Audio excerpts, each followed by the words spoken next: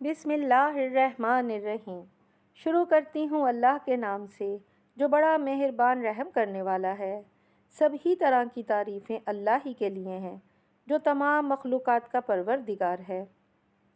دعا ہے کہ اللہ تعالی ہم سب کو اپنی ذات کے سوا کسی اور کا محتاج نہ کرے۔ آپ کی ہر وہ خواہش جو آپ کے دل اور دعا میں ہے وہ آپ کو عطا کرے، آمین۔ آج کے واقعے کا آغاز کرتی ہوں۔ خلیفہ ہارون رشید کے دور میں بغداد میں ایک درویش رہتے تھے۔ ان درویش کا نام بہلول دانا تھا۔ بہلول دانا بیک وقت ایک فلاسفر اور تارک دنیا درویش تھے۔ ان کا کوئی گھر کوئی ٹھکانہ نہ تھا۔ عموماً شہر میں ننگے پاؤں پھرتے رہتے، جس جگہ تھک جاتے وہیں ڈیرا ڈال لیتے۔ بعض لوگوں نے ان کو مجذوب لکھا ہے۔ یہ اللہ کی تجلیات اور عشق میں مستغرق رہتے تھے اور اپنے ارد گرد کے ماحول سے بے خبر ہوتے۔ عوام الناس کی طرف بہت کم التفات کرتے۔ جب کبھی عوام الناس کی طرف منہ کرتے تو حکمت اور دانائی کی بہت ہی عجیب و غریب باتیں کرتے تھے۔ اس سے پتہ چلتا ہے کہ یہ اللہ کے بہت ولی کامل تھے۔ ان کا اصل نام وہب بن عمرو تھا۔ ایک دن بہلول دانا دریا کے کنارے بیٹھے گیلی مٹی کی ڈھیریاں بنا رہے تھے اور ملکہ زبیدہ اپنے محل کے جھروکے سے بڑے انہماک سے ان کو دیکھ رہی تھیں۔ وہ مٹی کے گھر بناتے اور اپنے ہی ہاتھوں سے مسمار کر دیتے۔ ملکہ جھروکے سے اتر کر اپنی سہیلیوں کے ہمراہ دریا کے کنارے آ گئیں اور بہلول سے پوچھا، کیا کر رہے ہو بہلول دانا؟ بہلول دانا نے بڑی بے نیازی سے بولے، جنت کے محل بنا رہا ہوں۔ ملکہ نے سوال کیا کہ اگر کوئی تم سے یہ محل خریدنا چاہے تو فروخت کرو گے بہلول؟ بہلول دانا نے کہا، ہاں ہاں، کیوں نہیں، میں محل بناتا بھی ہوں، فروخت بھی کرتا ہوں۔ ملکہ نے کہا، بتاؤ کس قیمت میں فروخت کرو گے؟ بہلول دانا نے کہا، 3 درہم میں۔ ملکہ نے کنیزوں کو حکم دیا کہ بہلول دانا کو 3 درہم ادا کیے جائیں اور ادا کر دیے گئے۔ ملکہ نے یہ تمام واقعہ بادشاہ ہارون رشید کو بتایا، پر بادشاہ نے مذاق میں ٹال دیا۔ رات میں جب بادشاہ ہارون رشید سوئے تو انہوں نے خواب میں جنت کے مناظر دیکھے، آبشاریں، باغات، پھل پھول کے علاوہ بڑے بڑے محلات بھی دیکھے۔ ایک سرخ یاقوت سے بنے محل پر انہوں نے زبیدہ کا نام لکھا دیکھا۔ بادشاہ ہارون رشید نے سوچا کہ میں دیکھوں تو صحیح، کیونکہ یہ تو میری بیوی کا گھر ہے۔ وہ محل میں داخل ہونے کے لیے جیسے ہی دروازے پر پہنچے تو دربان نے انہیں روک لیا۔ بادشاہ ہارون رشید نے دربان سے کہا، اس پر میری بیوی کا نام لکھا ہوا ہے، اس لیے مجھے اندر جانا ہے۔ دربان نے کہا، نہیں، یہاں کا دستور الگ ہے، جس کا نام ہوتا ہے اسی کو اندر جانے کی اجازت ہوتی ہے، کسی اور کو اجازت نہیں ہوتی، لہٰذا آپ کو داخل ہونے کی اجازت نہیں۔ دربان نے جب ہارون رشید کو پیچھے ہٹایا تو بادشاہ کی آنکھ کھل گئی۔ بیدار ہونے پر بادشاہ نے سوچا کہ لگتا ہے کہ بہلول کی دعا زبیدہ کے حق میں اللہ رب العزت کے ہاں قبول ہو گئی ہے۔ ساری رات افسوس میں کروٹیں بدلتے گزر گئی۔ چنانچہ شام میں بہلول دانا کو تلاش کرتے ہوئے ادھر ادھر دیکھ رہے تھے کہ اچانک انہوں نے دیکھا بہلول دانا ایک جگہ بیٹھے اسی طرح مکان بنا رہے ہیں۔ بادشاہ ہارون رشید ان کے پاس گئے اور کہا، السلام علیکم۔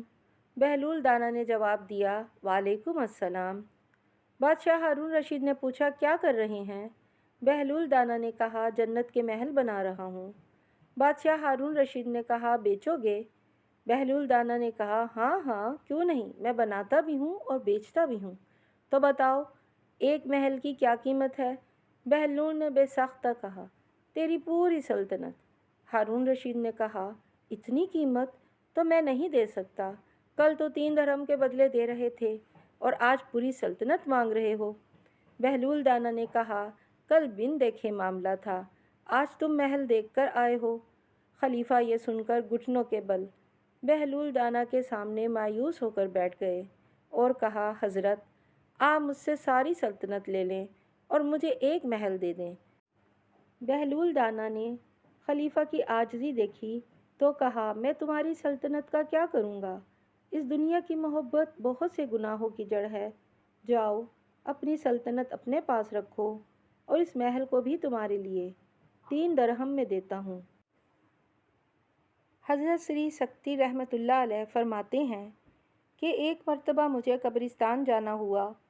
وہاں میں نے حضرت بہلول دانا رحمۃ اللہ علیہ کو دیکھا کہ قبر کے قریب بیٹھے ہیں، مٹی میں لوٹ پوٹ ہو رہے ہیں۔ میں نے پوچھا، آپ یہاں کیوں بیٹھے ہیں؟ جواب دیا، میں یہاں ایک ایسی قوم کے پاس ہوں جو مجھے اذیت نہیں دیتی، اور اگر غائب ہو جاؤں تو میری غیبت نہیں کرتی۔ میں نے عرض کی، روٹی مہنگی ہو گئی ہے؟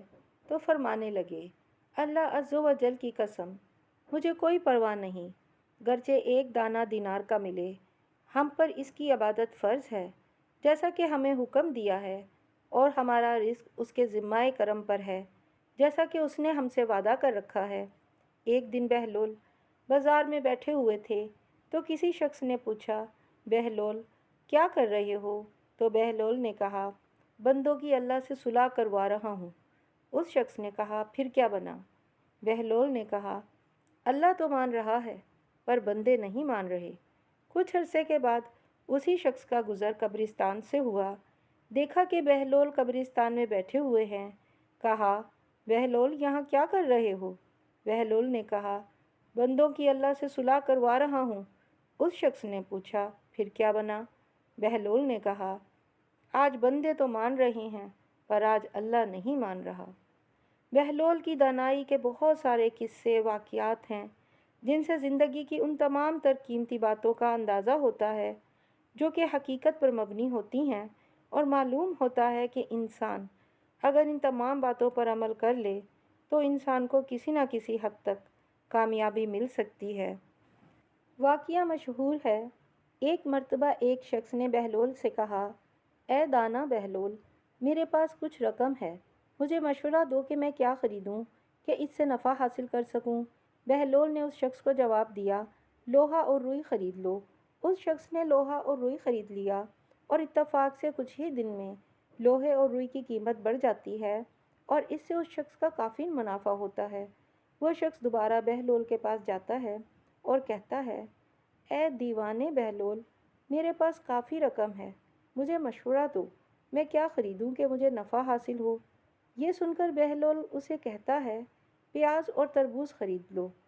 وہ شخص اپنی پوری رقم پیاز اور تربوز کی خریداری میں لگا دیتا ہے۔